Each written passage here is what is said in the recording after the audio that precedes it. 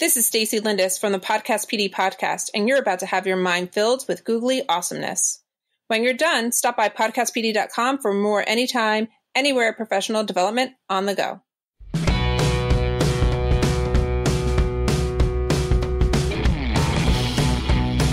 Welcome to the Google Teacher Tribe podcast, your source for the latest news on Google for education, tips, tricks, and teaching ideas you can use in class tomorrow.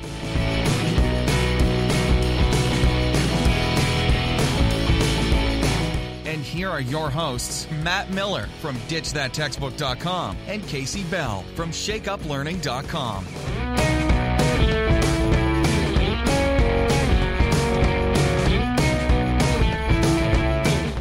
Oh my goodness, Tribe, I got to share something with you. So just recently, like last week, I was out in California working with a school district, and my California geography is not the best. So I didn't realize until after I was already there that I was in San Jose, which happened to be like at the heart of, to some extent anyway, at the heart of Silicon Valley. After I finished up with my presentation, I had a couple of hours to kill, and I realized, oh my goodness, I am 15 minutes away from the Google headquarters in Mountain View, California.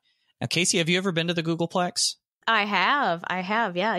Everybody should make the trek to visit the home, the mothership. Yeah, exactly. The mothership. There's a podcast I listen to where the host calls it the Borg.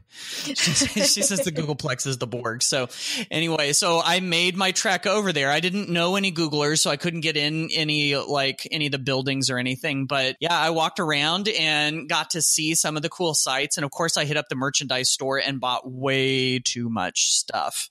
But it was a fun little hour-long excursion. And I was thinking the whole time, I was like, oh, A, I have to share this with the tribe, and B, we talked on the tribe about, and on the Twitter hashtag, about this joke about me and Casey camping out on the Google lawn and roasting marshmallows. And so I thought while I was there, I need to try to sort of recreate that. So it didn't turn out to be a fantastic picture, but I took a picture of myself sitting down on the lawn in front of one of the buildings. And I was like, okay, here's the closest I could get just by myself. So if you want to go check that out, I've got a couple of pictures put up on the show notes, which of course is at googleteachertribe.com/30. Well, and of course you got the quintessential selfie in front of the Googleplex and all of the little Android statues that are floating around. And so, he said he forgot the marshmallows. Well, there is Android marshmallows. So that's true. If you want to eat, and it's in one of your pictures too. It is. So yeah, we can pretend that we had s'mores and that we actually have been there at the same time. I'm sure Jeremy will put together something fabulous.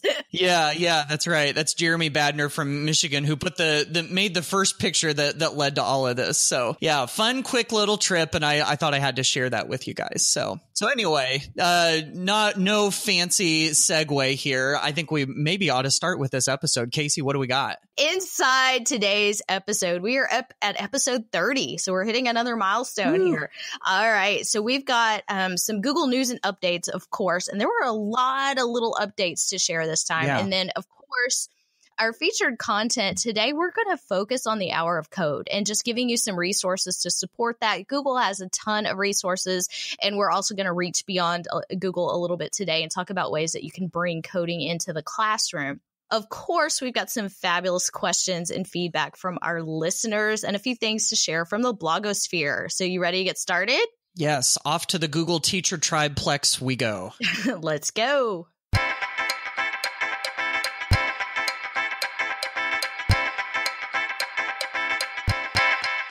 All right, to start our news and updates this time, there is an update to Docs and Slides that relates to languages. So in the past, our languages have been kind of limited, but now we're able to Google Docs and Slides now supports 62 languages, and you've actually got some non-Latin scripts like Cyrillic, and so there's some of these other ones, and you'll find a drop down menu in the fonts. So if you go to more fonts and it says scripts, and now you've got all these other things like Arabic and some other things like that. So you're able to choose your font and actually match it to those other languages. So, and then they said that they're making templates available in 4 languages, which includes European Spanish, Latin American Spanish, French, and Brazilian Portuguese. And Hindi apparently is coming soon. So if you're looking for more use in different languages, then Google's got your back. Muy bueno. Muy bueno. Oh, that was good, Casey. Fantastico. Yeah. That's about the extent of my Spanish. So, yeah. All right, moving on. So inside Google Docs, Sheets, and Slides, we also got another little update. You can now copy the comments and suggestions over when you make a copy. So, of course, one of my favorite little features is file, make a copy when I'm working on things, maybe making other versions of things. And so if you want to keep those comments and, because sometimes that collaboration can still be very useful in whatever else you're extending it over to in the copy, you can now see a couple of extra check boxes when you get your little pop-up to make a copy that will allow you to share it with the same people and copy the comments and suggestions over. So thank you, Google. Nice little feature. Yeah, absolutely. Another one I wanted to share has to do with Google Sites. And I know we've been, even on this show, grumbling about the embed features of Google Sites and how limited they are. The old version of Google Sites had much more robust embedding features. Well, I stumbled upon a blog post that was written by Brad Dale. Brad laid out a way that you can actually embed your Twitter feed directly into the new Google Sites. There's a couple of places where you grab some script, and he's got a pretty easy to follow tutorial video. So you grab the script and he walks you through the steps, and you're able to stick your tweets from your Twitter account onto a Google site. So if that's something that you've been dying to do, then there's a link to that over in the show notes that you might want to check out. I love that. That's a great little tip there. Everybody's dying to be able to do some of the things that we could do in the old sites. So yeah, gotta love your embedding. Yep. Oh yeah, love my embed code. So we also have an update that's caused a little bit of controversy, right? Everybody's used to this, but when something new happens, suddenly sometimes we lose something that was near and dear to our heart, as it happened with Google Sites. Inside Docs, Slides, and Drawings now, you can insert images a little bit differently. And I don't actually see this yet in any of my versions. Yeah, so I don't either. But I know some people are because they're already tweeting about it. But when you go to insert, instead of getting the insert image pop-up window with all of the various options there, all of those options are now built into the menu under insert. So that's coming. Now, one of the things that people are complaining about is they lost the selfie button, essentially. And, but a lot of teachers would have students hold up their work and take a picture of it as well. So it's not really just a selfie button, but a lot of people are missing that. However, we did find a tweet from Google that says they are working to work that in. So I think they are hearing our cries that we didn't want to lose that feature. But again, I don't even see this yet. So I'm hoping by the time it shows up, maybe we'll have it, but that I don't know for sure. Yeah, that's what I'm hoping for too. So switching gears a little bit to Google Assistant and Google Home. I know some teachers are seeing this and they're starting to wonder, sort of what's the potential in the classroom. And as Google Home and the Google Assistant start to be able to do more and more things, it's easier to make those connections. And I stumbled upon this article from Android Authority that talks about these, it's called 4 Creative Experiments Showcase the Potential of Google Assistant. And in the past, we've had all of these other kinds of experiments. So we've got AI experiments, Android experiments, Chrome experiments, and now they have this thing called voice experiments. And so this is where, people code these cool things that you can do, in this case with voice. And so there's one that's called MixLab, and it says that they have this, real musicians playing real instruments, and we've got this music, and then you can make changes to it. So the example they give is they say, play me a funky bass. and then it says slow it way down. So now you're like a DJ and you're able to kind of like mix music on the fly, which is kind of cool. There's another one that reminds me a lot of Mystery Skype, because Mystery Skype is where you get two classes together and they ask each other yes and no questions to guess where they are. And a version of that is called the Mystery Animal Skype. And now you're able to actually play a version of that game with your assistant. And it's a game called Mystery Animal, which is basically like 20 questions. And so they pick an animal and then you ask it a million different questions, like, do you have feathers? Are you an insect? And you're trying within 20 questions to be able to guess it. And then there's a third one that I'll mention also that is almost like a choose your own adventure story type of thing, where it's this thing called Story Speaker, where you create scenarios on a Google Doc and then it's read out loud by Google Home. And so it basically turns into what's almost like a choose your own adventure type story. So there's some really neat ones there. If you want to check all those out, we've got a link in the show notes. That is so cool. And I think that really shows the potential of what AI is going to bring to the classroom. Yeah. I think we're still sort of on the edge, on the cusp of really breaking into what these devices could bring, because they're so geared towards personal use at the moment. But that's super exciting. But you know what? Don't you play the bass? Can you play funky bass, Matt? I don't know. I've played acoustic guitar for a while. I just started to pick the bass up for the last couple of weeks. So funky bass, probably not yet. I would pay good money to see you playing some funk. Let's just put it that way. We'll see what we can do. Okay, moving on. We do have an update to Google Classroom. And so, again, a small update that may make your life easier. So if you've ever tried to attach a Google file to an assignment that you didn't actually own, it would tell you didn't have permission. And so you would have to manually go back to that file and make a copy that was yours. Headache. This will actually prompt you and ask you if you want to go ahead and make that copy and distribute it to your students. So they're taking the work out of that. And so now you can actually attach files that you don't own, and it will automatically make the copy for you. Yeah, that's going to be really nice. It's just an extra step that you don't have to take. And then if you've ever watched the Google EDU in 90 series, they've got these Google creates these little short videos that are useful for educators. And the one that they published recently kind of caught Casey's eye and my eye because it's about Google Keep. Which is a favorite of ours. And so it's about 2.5 minutes long and talks about how you can use Google Keep in the classroom, has some good ideas.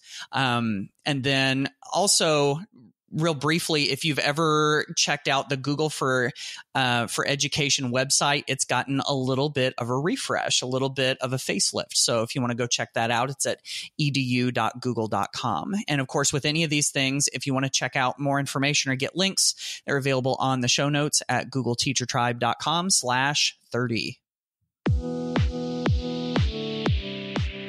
One of the best decisions I ever made was becoming a Google certified trainer. And I don't know how many of you may be thinking that this is a path that you want to take, but I can help you get there. So if you have ever thought about becoming a professional consultant, trainer, maybe you want to do a little bit of traveling and get to see what education is like in other parts of the US or beyond. Maybe you just want to get your foot in the door as a consultant, or maybe you just want to make a little extra cash, because let's face it, teachers don't make that much, right? So I have a course that can help you reach your goals. So if you're interested in becoming a Google certified trainer, go to becomeagoogletrainer.com and check out the free resources I have for you. I have 3 videos there that will walk you through everything that you need to know about the process, the application, and introduce you to my online course, which you can consider your online self-paced boot camp.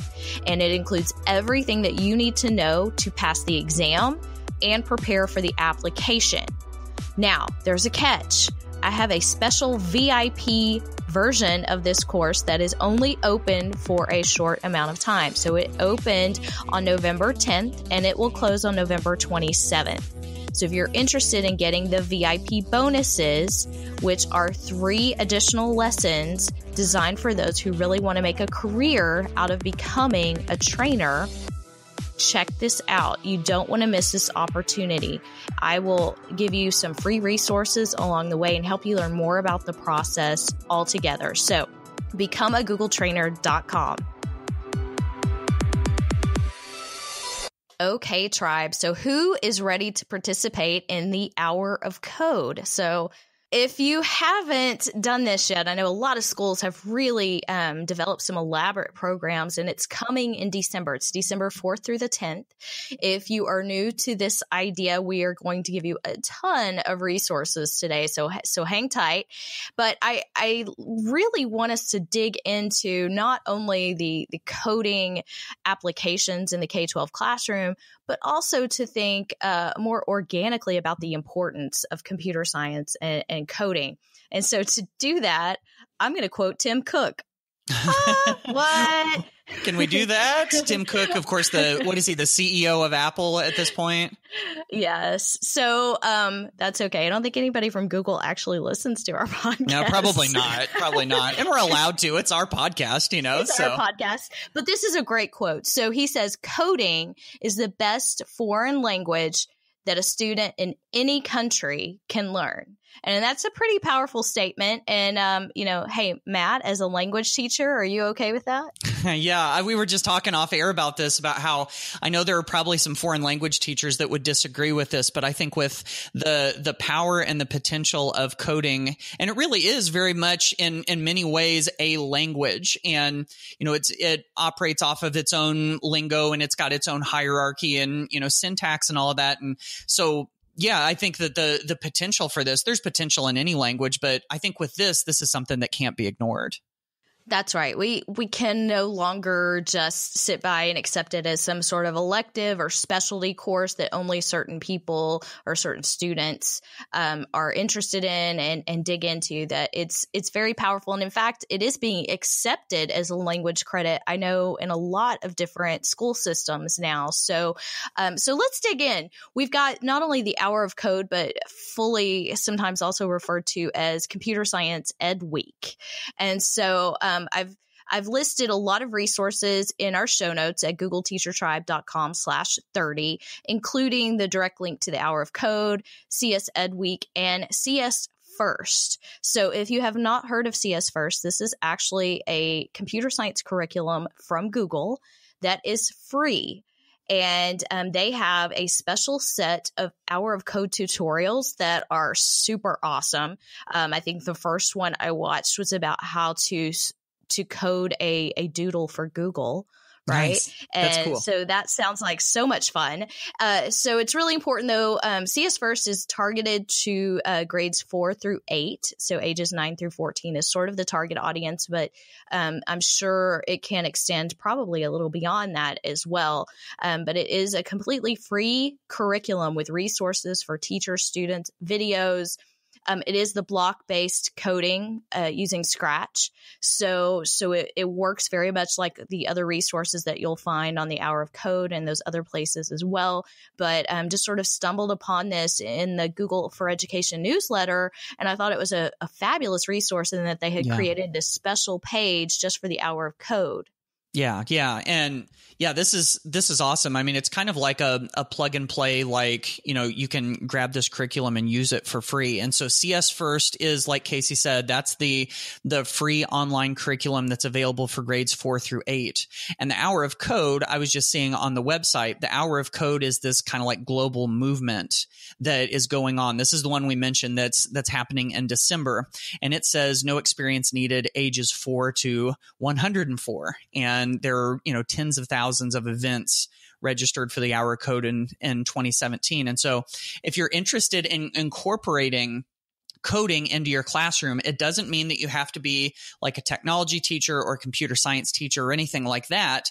That there are some ways, I think, if we can be kind of creative in our approach and if we know our standards well, there are some ways that we can bring coding into just about any kind of classroom. So I was doing a little bit of brainstorming earlier, and me being a world language teacher, I thought using coding was a natural fit, because a lot of coding, like I said earlier, is a lot like a language. So what I've done in the past in my own classroom is I've been willing to do some of the activities from the Hour of Code website and then make parallels to how is this like learning a world language, which is part of my standards. So it seemed like a natural fit there. I think if you do math and science, there are natural connections that you can make to coding. And I think even in social studies and English, because writing is such an important part and is at the heart of social studies and English.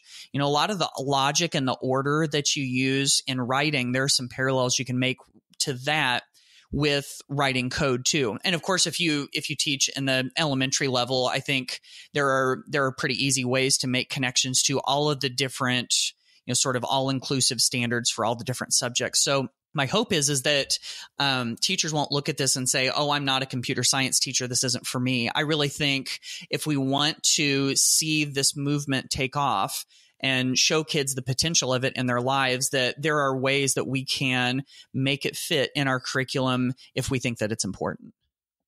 And that is exactly what we want to convey to teachers. So if you have teachers that are afraid, they don't have to know how to teach coding. That's exactly what all of these systems are. You're not teaching it. The kids are being taught inside the programs. Now, obviously, the teacher can sit down and learn side by side, which I have witnessed, and it's amazing to see the teachers learning to code side by side with their students. But I think another piece is not just tying it into the subject areas, but coding is not only going to help us fill the gap in this country that we have in the programming industry. I don't know if everybody's aware that big companies like Google oftentimes have to hire people from outside the U.S. because we just don't produce enough high quality programmers in this country. It's just not something they're interested in. So we want to build that interest at a younger age. And the other thing is tying this into those 21st century skills, because if they're doing this, one, they could be doing this collaboratively. They can be solving problems within whatever these things that they're coding, they're troubleshooting, they're learning communication skills. There's so much that's embedded inside of it that's not just the code itself. It's not just learning that. It goes far beyond that. So I think if we look beyond, we'll see a lot of applications for this that mean it's just another expression inside the classroom. It's a different way to communicate and to create. And we're all the time looking for ways to use G Suite tools to do that. And so coding can allow us to do that. I also wanted to mention, of course, since we're making some Google connections, the idea of scripting in G Suite. So I know there are some coders out there who love the scripting and totally geek out. I want to ask if you're sharing that with your students, at least with the students who may be old enough to learn it. And because we are now getting the ability to add add-ons and scripts inside so many applications, that I feel like that's a great opportunity for students to learn a little bit of coding there, probably in secondary, where they could develop some of these things. So if a kid has an idea in the classroom, hey, why can't we do this in Google Slides? Let's code it. Let's figure it out, right? So we can create this. So I think that's another great connection. And there's one other program that Google has that has to do with code that I'm very passionate about, and it's called Made with Code. And so I share this one pretty frequently in my presentations, but Made with Code is designed to close the gender gap in the programming industry. And it's a phenomenal program to get girls and young women interested in coding. And they have some really neat projects and mentors and free resources on their website that the idea behind that is to get girls to code the things that they love, the things that a lot of girls may be interested in and things like that. So super fun. And, I think we could have made this like 3 or 4 episodes. There's just so much out there. Yes. Yeah, definitely. And so if this whole Hour of Code thing is something that you're interested in, if you're wanting to jump in and try it in December, or, really the resources are available anytime. You can do this anytime. If you have a couple of questions about it, I think some popular concerns might be, what if my internet can't keep up? If that's an issue, then there are all of these great tutorial videos. And so you can just play them on your projector if you've got one at the front of the class. So kids don't have to actually, they don't have to actually play them on their own devices. And then another issue is what if you just don't have internet available for all of the kids? What if you're not one-to-one? There are unplugged and offline tutorials that you can do too. So you don't even have to have the devices. And then if you don't have enough devices, then you can always partner kids up. So if you have, if you're a BYOD, bring your own device type of school, and you've got enough devices for it to be 1 to 2 or even 1 to 3, there are benefits to that too, because when kids partner up, then they help each other. They're less reliant on you, the teacher. So now they're working together, which is a great thing in and of itself. And then another good thing is if your kids are going to be watching some of these tutorial videos and doing some of these activities on their own devices, it would be a good idea to suggest that they bring headphones to class if they've got them. Now, of course, they could always turn the volume down some, and there's ways to manage that, but having your own set of headphones really, really makes it nice. So I know Casey and I really believe that, learning how to code, kind of like what she said with this Made with Code thing, especially for young women, but really for anybody, it's just such an important skill, and one that can really open huge, huge doors for kids in their future.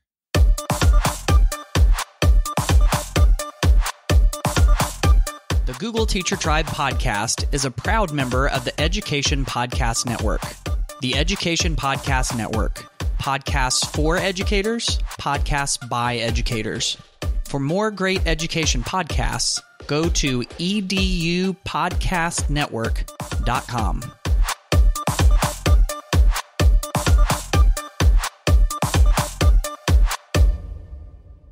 As always, we've got some good feedback and questions from the tribe. And here's the first one. This one comes from Kim Monroe. She's a technology teacher in New Jersey. And she says, is there a way to search for pre-created G Suite activities?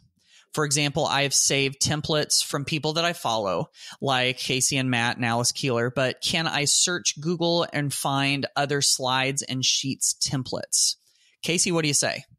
Well, I think it kind of depends what you mean by the word templates, first of all. I don't know if you're looking for things, just activities, or if you're looking for lesson plans. So that's sort of two sides of it, whether you're talking about something for students or if you're looking just for ideas for lessons. But I'm thinking you're looking for the things to use with students. So if we're incorrect, please let us know. But one of the first things that popped into my head was HyperDocs. And I think that movement has really grown so much. And they have a fantastic folder on Google Drive where people are sharing inside this collaborative folder, so you can search that folder. You can also go to HyperDocs.co, to their website, and they also have a sort of searchable database there. So HyperDocs are sort of a unique anomaly there. I wish I could say there was some awesome Google-centric place that we could go to find lesson plans and templates that we could use. And if there's something out there that we don't know about, because Matt, do you know of anything that's really just robust? No, not really. I mean, no, I think that the HyperDocs website and some of that stuff is the best that I've seen, but no, nothing in particular, nothing central.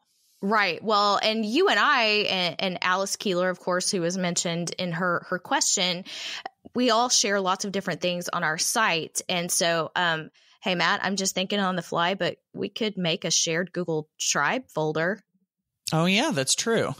We could start this right now, Kim, if you want to. I don't know who's with us. If you're listening and you're part of the tribe and you want to start sharing, I'm not really sure how that would get organized or anything, but just sort of thinking out loud here, it needs to happen.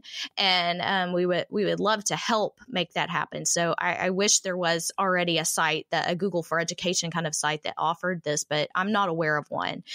Of course, Matt also in our conversation beforehand was talking about, be sure that you know about the hashtags. And so, of course, G Suite EDU, GT Tribe, Google EDU, EdTech team shares a lot under their hashtag. So Twitter is a great place to find things. I will also tell you that I find tons of resources on Pinterest. I'm a Pinterest junkie, and I have some huge Pinterest boards. So I will also link to those in the show notes for you, Kim, and for anyone else who is interested. But we got to come together and find a way to save people some time, because I feel like a lot of teachers are in the same boat. We're all spending so much time trying to find resources that we can use and modify for our classrooms, and we should be helping each other do that. So I'm going to think about this and see if I can figure out a good way to do it. Sounds good. Yeah. Our next question comes from Shannon Berger, who is a library media specialist in Missouri, and it's connected back to something that we shared in a previous episode about Bitmojis and modifying those. So Shannon says, I love Bitmoji and was really excited about customizing my Bitmoji, as explained by Mandy Tolan in her blog post. But then the librarian in me reared its head. Before I share this with the teachers at my school, are we violating copyright by modifying the Bitmoji image? Ooh. Yeah. So Matt, I think you did some research on this. So what did you find? Yeah. So I read through the Bitmoji terms of use. I've got a link to that in our show notes, and it's not totally clear to me. Now, of course, I am not a lawyer and legal things are not my specialty. So I saw a couple of things where it could be speaking to this kind of thing. So I kind of made a case for both sides of this. So here's the case for we're not violating copyright by modifying our Bitmojis.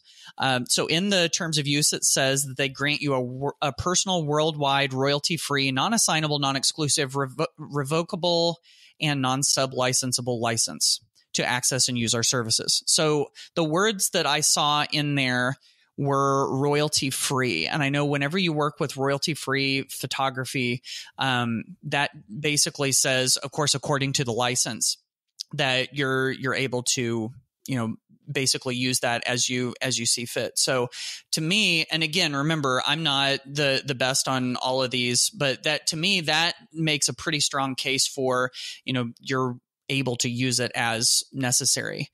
They don't spell out that the images are public domain or any specific Creative Commons license or anything.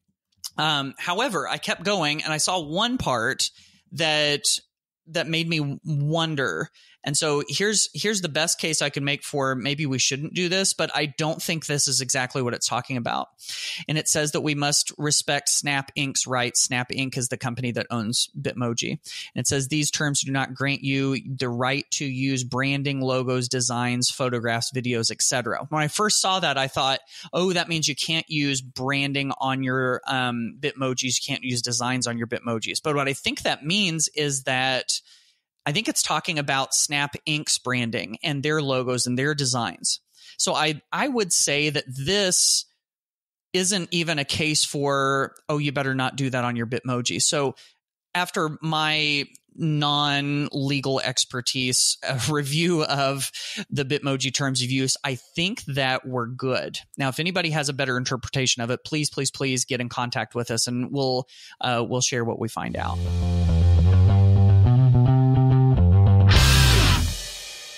So before I get to that point in the episode where I start making up new words, I want to share one last thing from the blogosphere. This one is on my blog just this past week, and it is on interactive learning menus with G Suite.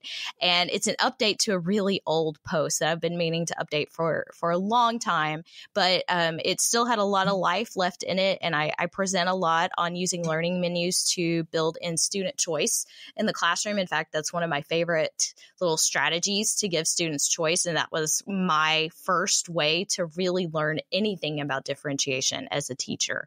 And so I've created the post and some templates and shared some awesome templates from some of my Texas friends. I've got Tommy Spall has a great Google Slides template in there, and Amber Tiemann has a cool PD bingo menu that I also share in there, so you can get copies of those and learn how you can use these menus in your classroom.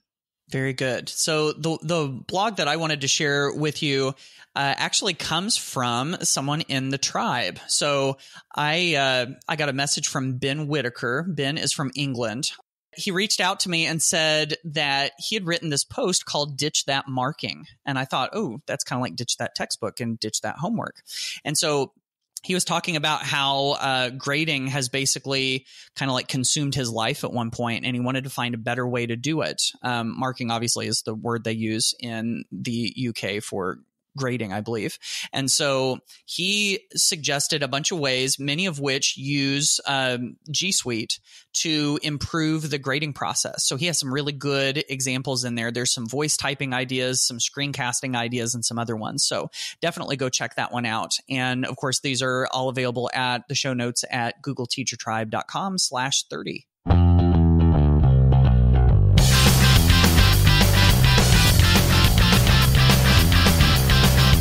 All right, Tribe, that wraps up another episode. And if you are not excited about coding, then I think you should go listen to this episode again.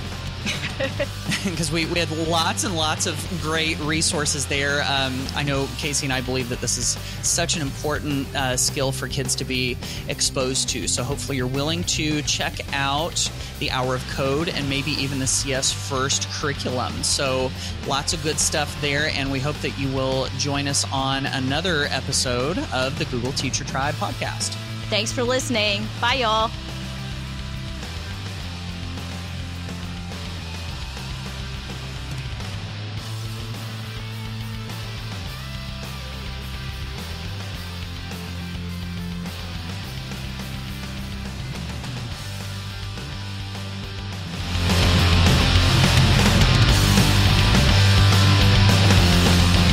Thanks for listening to the Google Teacher Tribe podcast. Keep up with every new episode by subscribing on iTunes, Google Play, or Stitcher, and by visiting googleteachertribe.com. Get in on the conversation on Twitter by using the hashtag GTTribe. Until next time, keep harnessing the G Suite power, and may the Googles be with you.